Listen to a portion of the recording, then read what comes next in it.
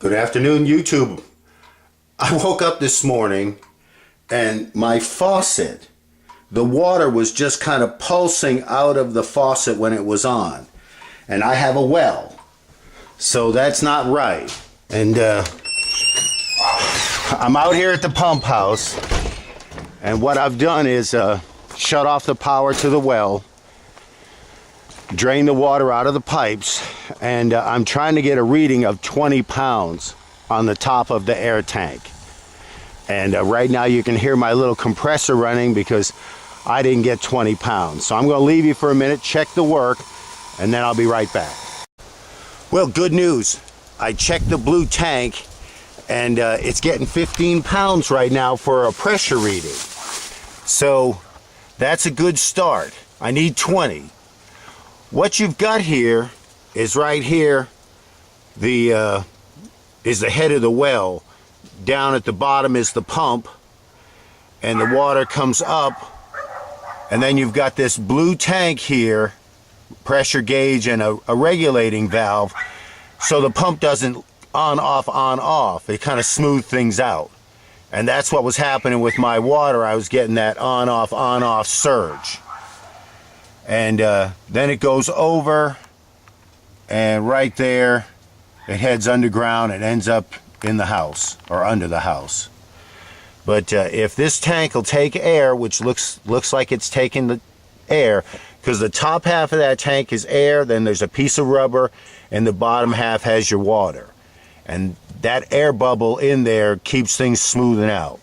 Now, if that doesn't take care of the on-off surge, my next thing I'm going to look at is, it's been replaced before, this little pipe that connects to the bottom of the pressure regulating sensor. That's the problem. It's this blue tank right in here. Now, right now I've got 15 pounds, 17 pounds of air pressure in the top half, and the bottom half has water. I've got a load of clothes running. I'm not getting the surge problem that I was with the water, so that's controlling that surge. And I'm gonna go have some lunch, come back after lunch, drain the water system and check the pressure, and if it's gone, hey, after 30-40 years you got to buy a new tank. That's how it works. And if I do have to buy a new tank, I'll have to replace all this piping through here, because it'll be too hard to break that shit apart. Easier to just take it apart at each end where it's hose clamped, and then disconnect the pressure sensor and just take the tank and that whole section of pipe out. Buy new gauges, new valves, new everything. Well, I've washed a load of clothes and I've done some lunch, and I've checked the air pressure on the top of the tank, and I've still got 16 pounds. So what I've decided to do is I'm going to pressurize it all the way up to 20, and then I'm going to turn on the water and, you know, refill the system and just use it.